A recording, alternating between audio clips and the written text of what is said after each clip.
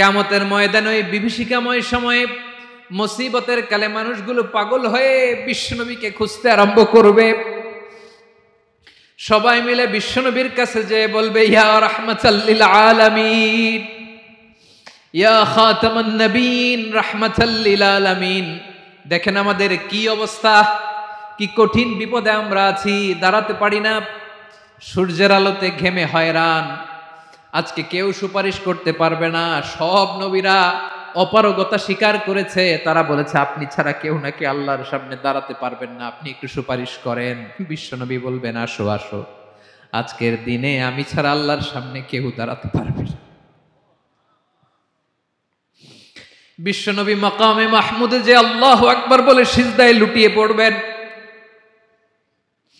আল্লাহ রাব্বুল আলামিন বিশ্বনবীকে এমন কিছু চমৎকার শব্দ শিখাবেন, ওই শব্দগুলো দিয়ে আল্লাহর প্রশংসা করে বিশ্বনবী কাঁদতে আরম্ভ করবেন।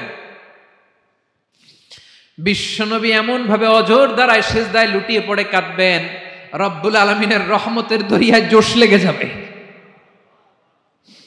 রব্বুল আলামিন এই দৃশ্য থেকে সহ্য করতে পারবেন না। রব্বুল আলামিন বলবেন, ইয়া মুহাম্মদ ইরফা রাসাক, ও নবী আপনি মাথা তোলেন,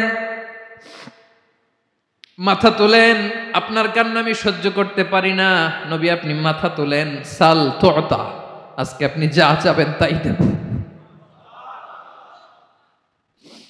নবী আপনি সিজদা থেকে মাথা তুলেন, সাল তুতা,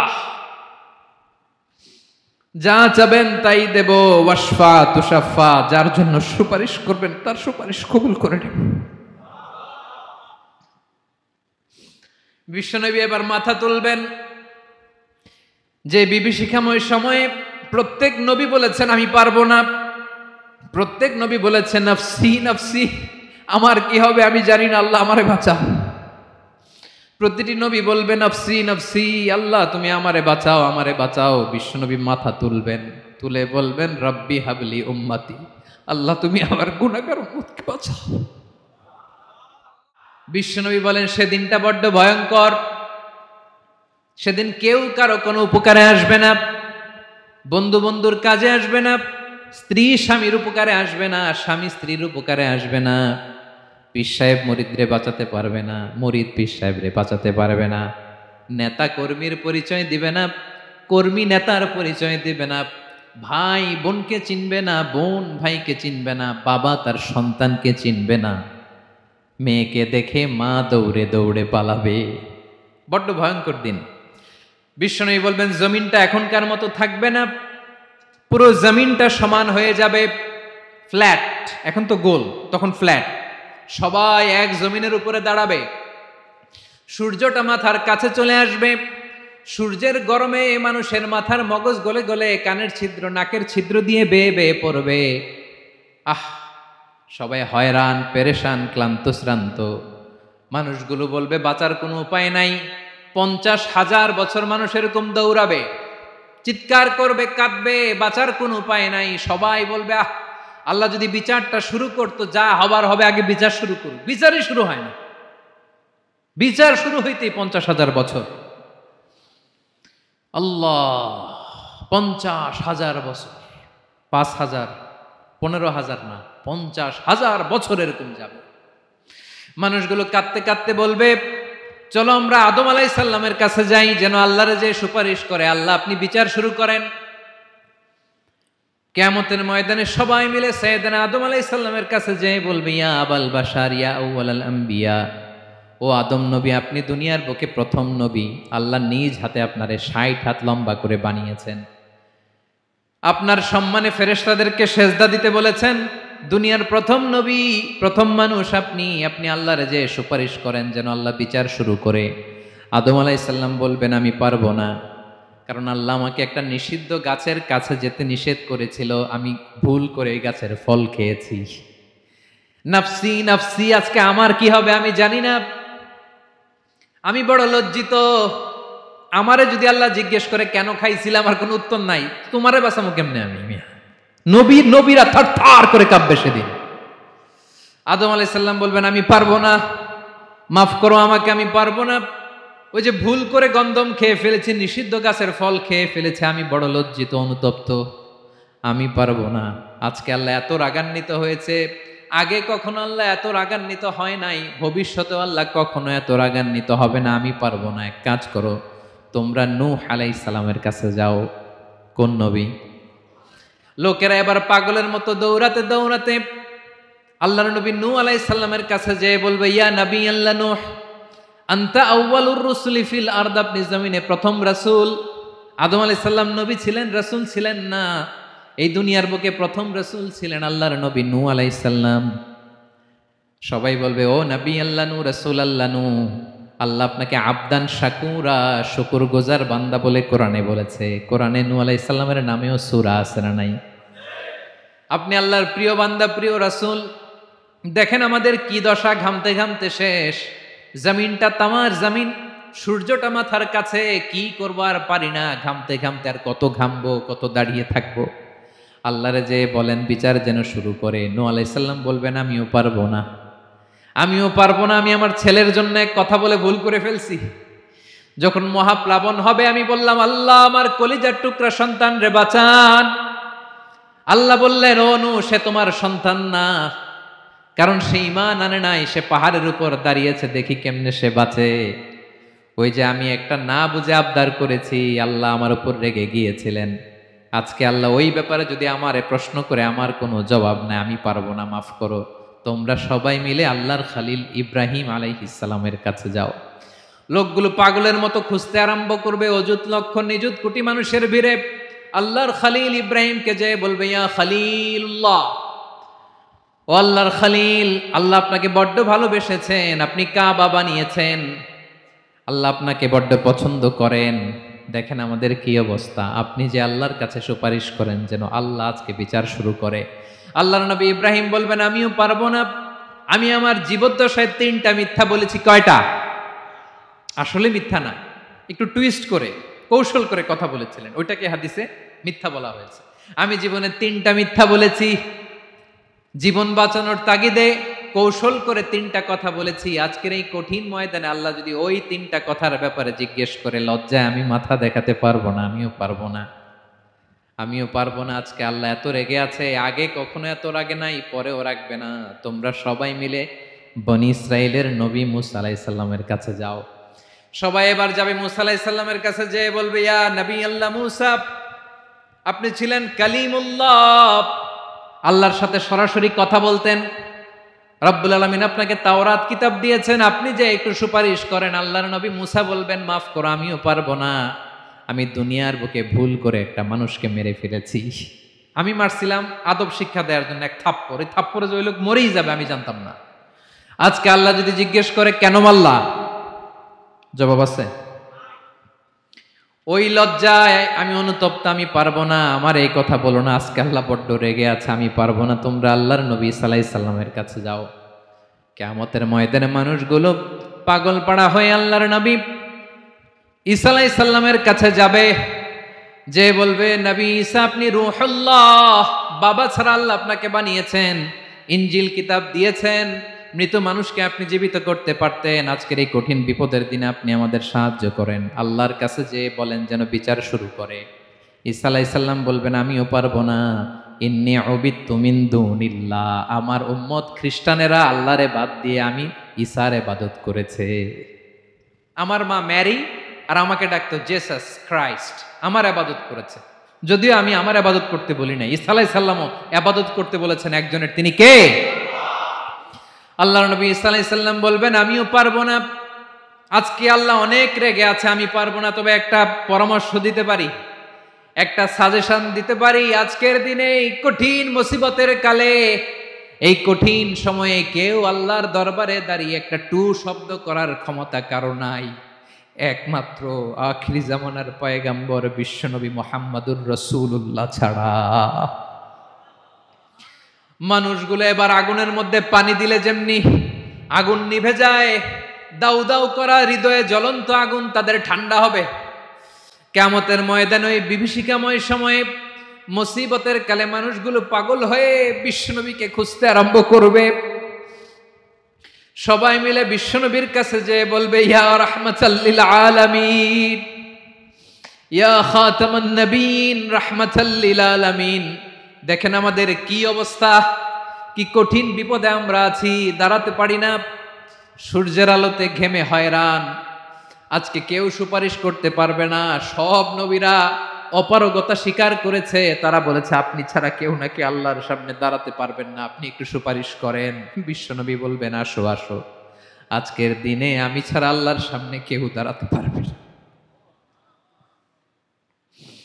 বিশ্বনবী মাকামে মাহমুদে যে আল্লাহু আকবার বলে সিজদায় লুটিয়ে পড়বেন, আল্লাহ রাব্বুল আলামিন বিশ্বনবীকে এমন কিছু চমৎকার শব্দ শিখাবেন, ওই শব্দগুলো দিয়ে আল্লাহর প্রশংসা করে বিশ্বনবী কাঁদতে আরম্ভ করবেন। বিশ্বনবী এমন ভাবে অজর দ্বারায় সিজদায় লুটিয়ে পড়ে কাঁদবেন, রব্বুল আলামিনের রহমতের দরিয়ায় জোশ লেগে যাবে। রব্বুল আলামিন এই দৃশ্য থেকে সহ্য করতে পারবেন না। রব্বুল আলামিন বলবেন ইয়া মুহাম্মদ ইরফা রাসাক, ও নবী আপনি মাথা তোলেন, মাথা তোলেন, আপনার কান্না আমি সহ্য করতে পারি না। নবী আপনি মাথা তোলেন, সাল তুতা, আজকে আপনি যা চাবেন তাই দেব। নবী আপনি সিজদা থেকে মাথা তুলেন, সাল তুতা, যা চাবেন তাই দেব। ওয়াশফা তুশাফা, যার জন্য সুপারিশ করবেন তার সুপারিশ কবুল করে নেব। বিশ্বনবী এবার মাথা তুলবেন। যে বিভীষিকাময় সময়ে প্রত্যেক নবী বলেছেন আমি পারবো না, প্রত্যেক নবী বলেছেন নফসি নফসি, আমার কি হবে আমি জানি না, আল্লাহ আমারে বাঁচাও। প্রতিটি নবী বলবেন নফসি নফসি, আল্লাহ তুমি আমারে বাঁচাও আমারে বাঁচাও। বিশ্বনবী মাথা তুলবেন, তুলে বলবেন রব্বি হাবলি উম্মতি, আল্লাহ তুমি আমার গুনাহগার উম্মতকে বাঁচাও। এই দুনিয়ার বুকে রব্বুল আলামিন সব নবীকে একটা করে দাওয়া মুস্তাজাবা দিয়েছেন, মানে যে দোয়া করলে কবুল হয়ে যায় সাথে সাথেই। দাও বিহা, দুনিয়ার সব নবীরা ওই দোয়াটা দুনিয়ায় করে ফেলেছে। সব নবীকে আল্লাহ একটা করে দোয়া দিয়েছেন, নবী দোয়া করলেই কবুল। সব নবীরা ওই দোয়া করে ফেলেছে দুনিয়াতে। বিশ্বনবী বলেন আমি করি নাই। ওয়া ইন্নী আখতাবিউ দাওয়াতি শাফাআতান লি উম্মতি ইয়াউমাল কিয়ামাহ, আমার ওই স্পেশাল দোয়াটা আমি দুনিয়ার বুকে কঠিন বিপদে পড়েও কোনোদিন করি নাই। আমি আমার স্পেশাল দোয়াটা কিয়ামতের দিন আমার গুনাহগার উম্মতকে সুপারিশের জন্য রেখে দিয়েছি। আল্লাহ বলবেন নবী ইরফা রাসাক, মাথা তোলেন, আর কাঁদবেন না।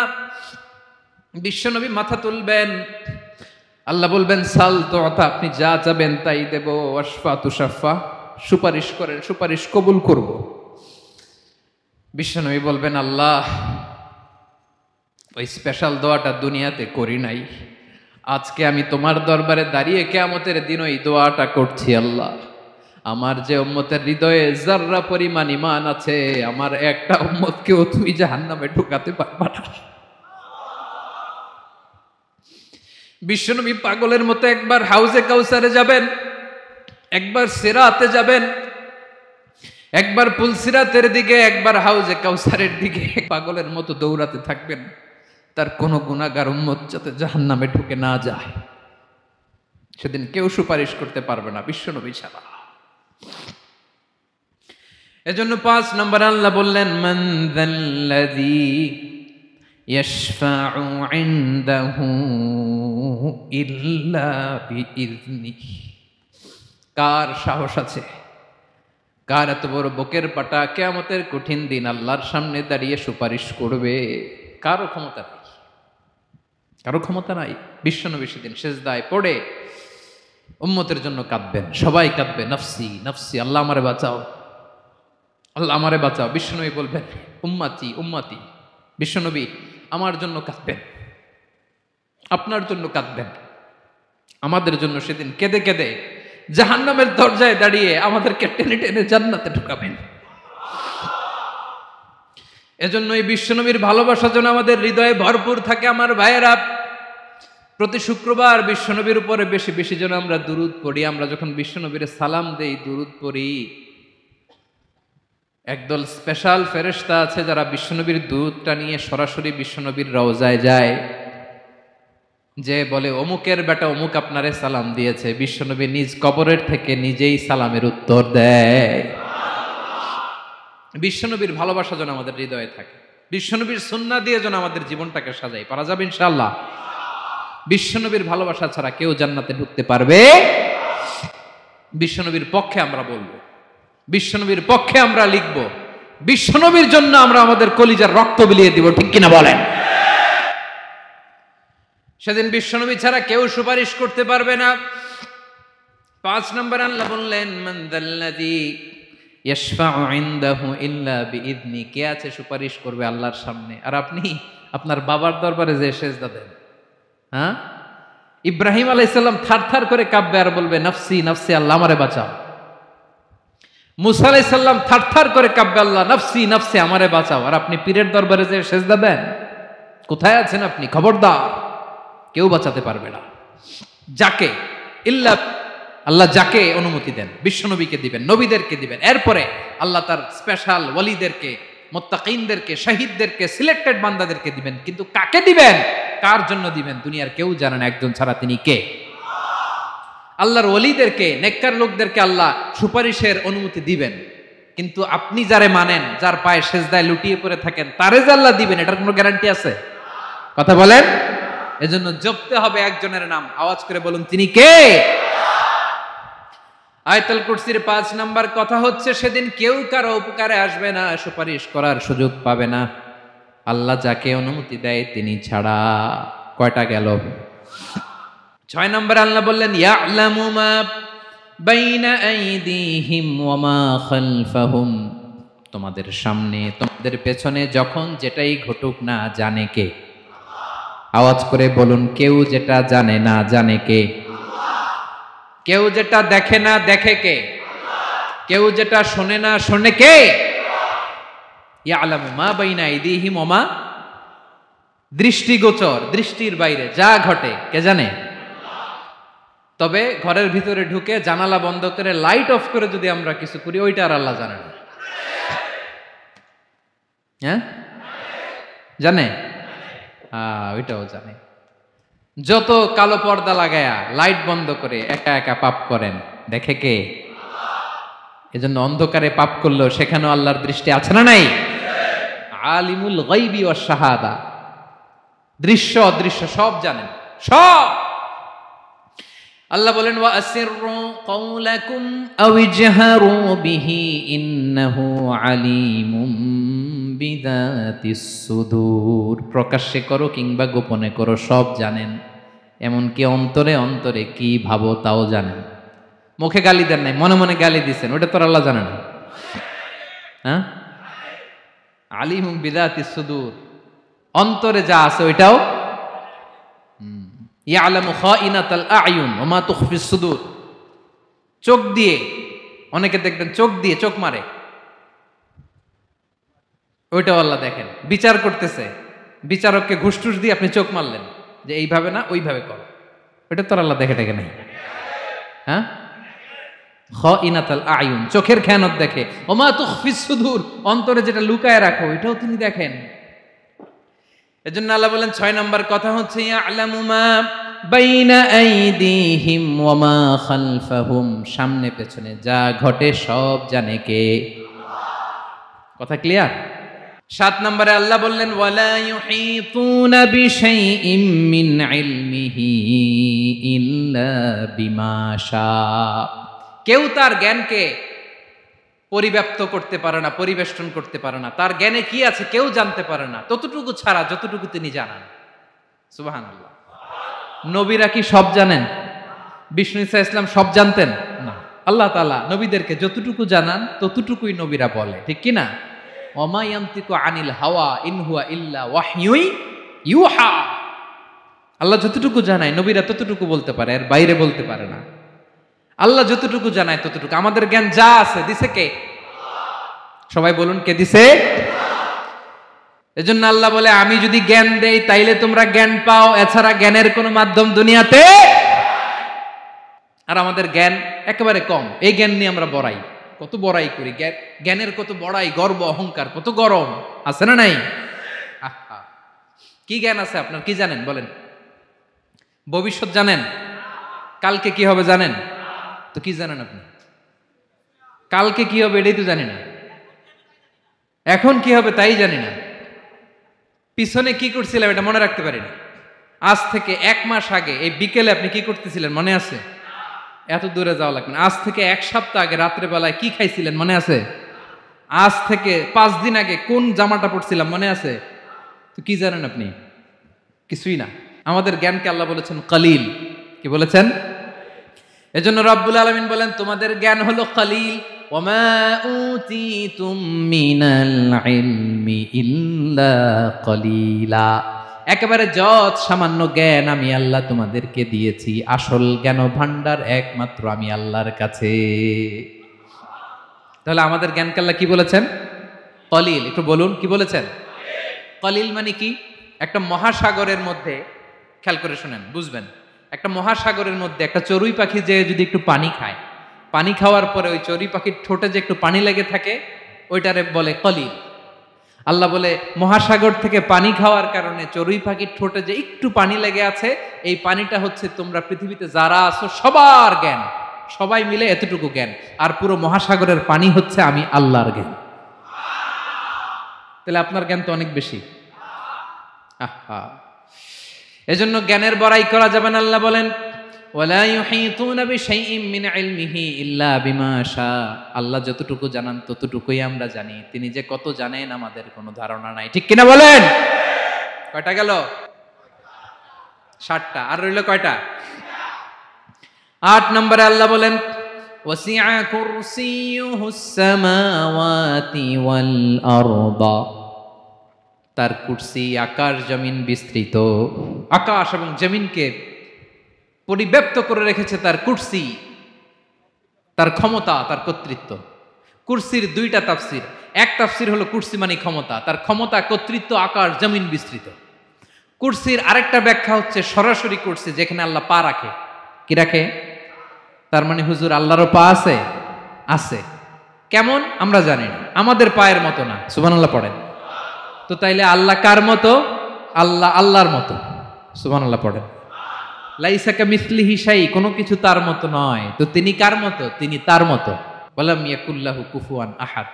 ওয়াসিআ কুরসিয়ুহুস সামাওয়াতি ওয়াল আরদ। তার কুরসিটা আকাশ জমিন বিস্তৃত। এটা ঊর্ধ্ব জগতের কথা বাতুপাহাতের ভাইয়েরা। কোন জগৎ? ঊর্ধ্ব জগৎ শুরু হয় এই যে এখান থেকে, মাথার উপর থেকে ঊর্ধ্ব জগতের শুরু। ঠিক কি না? এই যে শূন্যে যা দেখেন এটা প্রথম আকাশের মহাশূন্য। আল্লাহ বলেন ওয়ালাকাদ যায়্যানাস সামাআদ দুনিয়া বিজিনাতিনিল কাওয়াকিব। প্রথম আকাশের মহাশূন্যকে আমি তারা গ্রহ দিয়ে সুশোভিত করেছি। আমাদের পৃথিবীর চাইতে অনেক বড় গ্রহ আছে, যেমন সূর্য পৃথিবীর চেয়ে 13 লক্ষ গুণ বড়। কয় গুণ? 13 গুণ। 1300 গুণ। 13,000 গুণ। কত গুণ? আরো জোরে কত গুণ? চিন্তা করছেন পৃথিবীটা কত বড়, আর সূর্য নাকি পৃথিবীর চেয়ে? তার মানে সূর্যই কি সবচেয়ে বড়? না, সূর্যের চেয়ে কোটি কোটি গুণ বড় তারা আছে।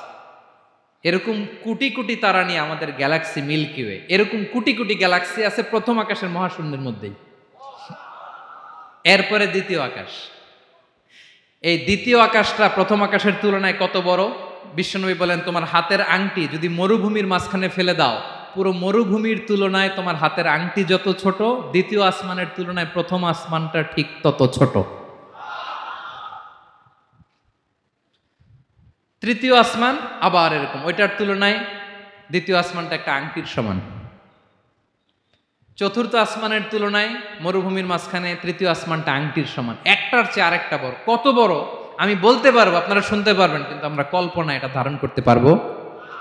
পঞ্চম, ষষ্ঠ, সপ্তম, 7 আকাশ শেষ। কি শেষ? এর উপরে আছে বাইতুল মামুর। কি নাম?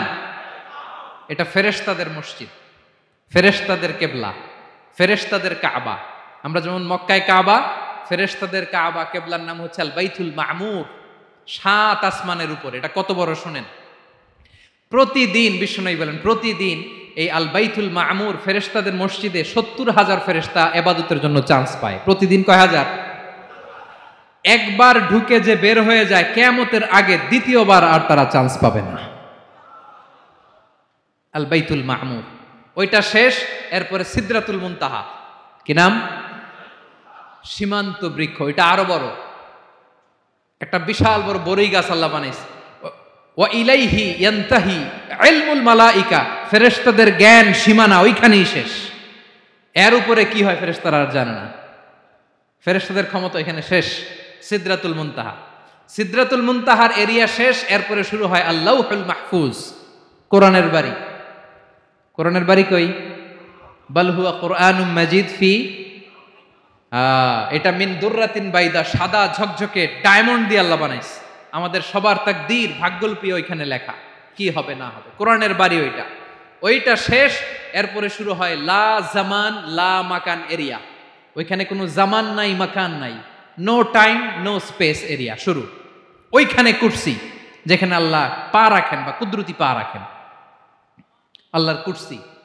বড় রাজা বাদশারা সিংহাসনে বসে পা রাখে একটা টেবিলের উপর, শাহী টেবিল, ওইটার নাম কুরসি। আল্লাহ বলে ওয়াসিআ কুরসিয়ুহুস সামাওয়াতি ওয়াল আরদ, আল্লাহর এই কুরসিটা এতক্ষণ যা বললাম এই সবগুলোর চাইতেও বড়।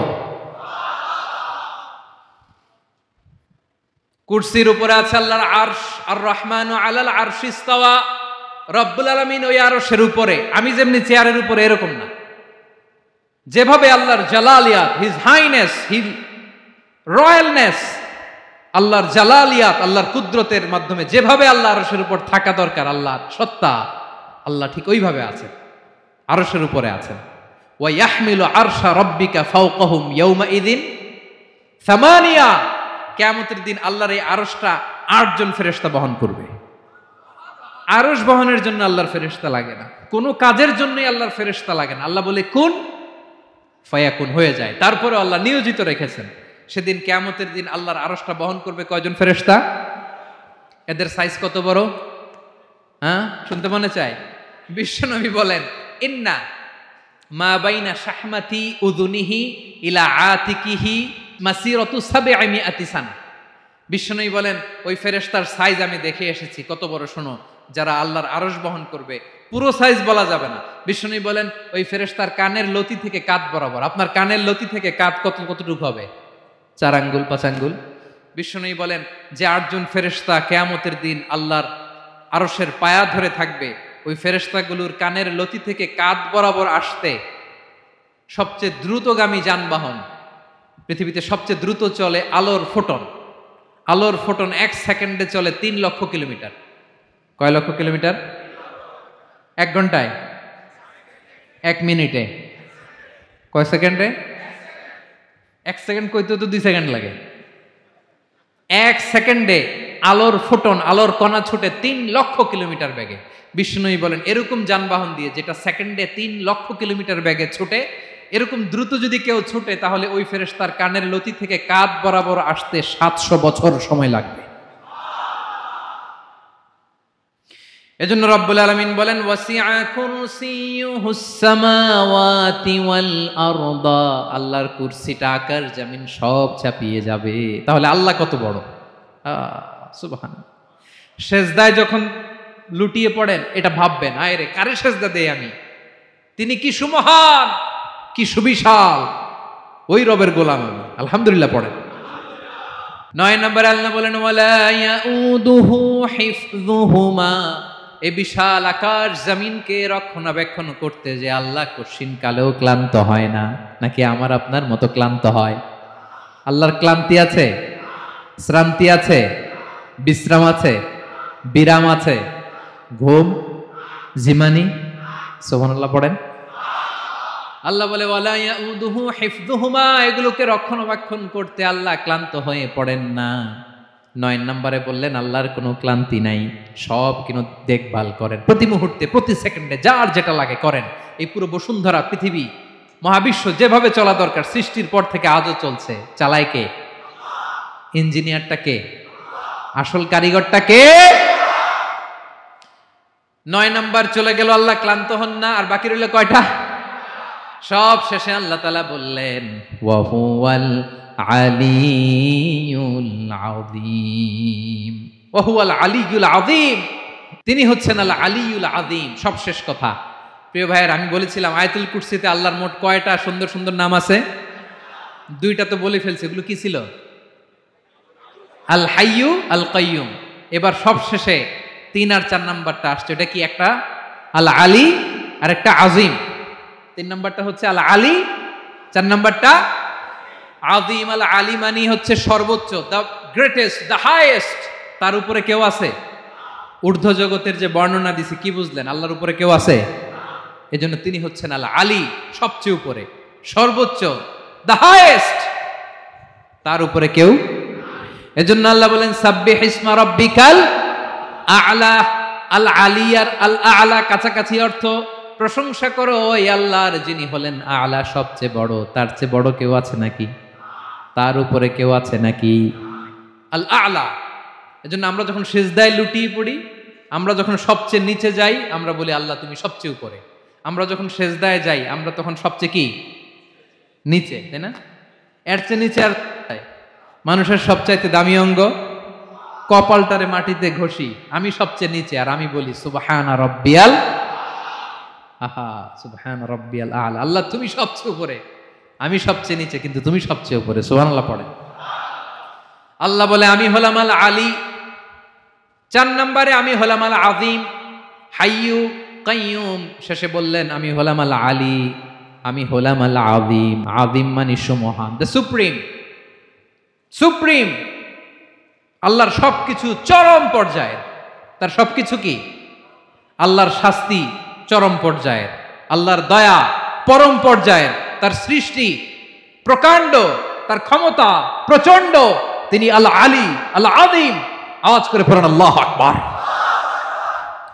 আল্লাহ বলে আমি হলাম আল আলী, আমি হলাম আল আযীম, আমি হলাম সুমহান। আমার সবকিছু বড়, আমার শাস্তি বড়, আমার দয়াও বড়, মায়াও বড়। আমি যখন শাস্তি দেই, আমার শাস্তির মতো কেউ শাস্তি দিতে পারে না। আমি আল্লাহ সব সময় ধরি না, ধরলে ছাড়ি না। ঠিক কি না? ধরে ধরে ধরে না, ধরলে আল্লাহ সাবধান। যখন আযাব আসবে, গজব আসবে, পালাবার জায়গা খুঁজে পাওয়া যাবে। সামান্য ভূমিকম্প দিলে আমাদের অবস্থা কি হয় দেখেন তো? হ্যাঁ, সামান্য একটু ভূমিকম্প দিলে বাঁচার উপায় আছে? আল আযীম, ইন্না যালজালাতাস সাআতি শাইউন আযীম। কিয়ামতের সেই প্রকম্পনটা বড্ড ভয়ঙ্কর, বড্ড ভয়ঙ্কর। এজন্য আমরা সে আল্লাহর ইবাদত করি যিনি কখনো ঘুমান না, যিনি ক্লান্ত হন না, যার লয় নাই, যার কোনো ক্ষয় নাই, যিনি ছাড়া আমাদের বাঁচার কোনো উপায় নাই। ঠিক কিনা বলেন? 10 নাম্বার ক্লিয়ার? আলহামদুলিল্লাহ পড়েন। যা বললাম আমরা যেন আমল করতে পারি। তাহলে একটি আয়াতের তাফসীর শুনলাম। আয়াতটার নাম প্রত্যেক ফরজ নামাজের পরে পড়বেন, সকাল সন্ধ্যা পড়বেন, ওয়াজিফা হিসেবে মানবেন তো? কোন সূরায়? আয়াত নাম্বার? মোট কয়টা কথা? 1 নাম্বার, আল্লাহ ছাড়া কোনো ইলাহ নাই, তাকে ছাড়া কাউকে সেজদা দেব। 2 নাম্বার, তিনি আল হাইয়ুল কাইয়ুম, সব মরবে, তিনি মরবে। গোটা বিশ্ব তার কাছে ঠেকা, তিনি কারো কাছে ঠেকা। 3 নাম্বার, তার ঘুমও নাই, ঘুমের আগে যে ঝিমুনি আছে সেটাও। 4 নাম্বার, আকাশ জমিন এর মাঝে যা আছে সবকিছুর আসল মালিকানা কার? 5 নাম্বার, কিয়ামতের দিন যখন থারথার করে নবীরা কাঁপবে, তার অনুমতি ছাড়া কেউ আল্লাহর দরবারে দাঁড়িয়ে সুপারিশ করতে পারবে। 5 নাম্বার, আমাদের সামনে পেছনে উপরে নিচে প্রকাশ্যে গোপনে যা ঘটে কেউ দেখে না, দেখে কে? কেউ জানে না, জানে কে? আল্লাহর জ্ঞানের বাইরে নতুন করে কেউ জ্ঞান প্রডিউস করতে পারে না। তিনি যতটুকু জানায় ততটুকুই জানি, তিনি না জানালে জানানোর সাধ্য কারো। তার কুরসি, তার কর্তৃত্ব ক্ষমতা আকাশ জমিনকে বিস্তৃত করে আছে। ঠিক কিনা বলেন? কিন্তু মহাবিশ্বকে পরিচালনা করতে, রক্ষণাবেক্ষণ করতে তিনি খুব ক্লান্ত হয়ে যায় না? ক্লান্ত হয়? তিনি আল আলী, দ্য হাইয়েস্ট, সর্বোচ্চ, আল আযীম, দ্য সুপ্রিম। তার ক্ষমতার সামনে দাঁড়াবার ক্ষমতা কারো নাই। ঠিক কিনা বলেন? সে আল্লাহর গোলাম হতে পেরে আমরা খুশি না বেজার? আমরা যা করব ওই আল্লাহর খুশি করার জন্য করব, যা করব আল্লাহর রাজি খুশির জন্য করব। মনের দুঃখ জ্বালা ফেসবুকে শেয়ার দেওয়ার আগে আমি শেয়ার দেব কার সাথে? পারবেন? পারবেন? আল্লাহরে ভালো লাগে? আল্লাহরে মায়া লাগে? আল্লাহর কাছে চোখের পানি ছেড়ে কাঁদতে ভালো লাগে? আল্লাহর কাছে বলেন। ইদা সাআলতা ফাসআলিল্লাহ, বিষ্ণু বললেন যখন চাইবে আল্লাহর কাছে চাইবে। ওয়া ইদা ইসতাআনতা ফাসতাইন বিল্লাহ, সাহায্য করার মালিক একজন, তিনি কে? আল্লাহ তাআলা আমাদের সবাইকে কথাগুলো বোঝার আমল করার তৌফিক দান করুক। হাযা মা ইনদি ওয়াল ইলমু ইনদাল্লাহ আলাইহি তাওয়াক্কালতু ওয়া ইলাইহি উনীব। আসসালামু আলাইকুম।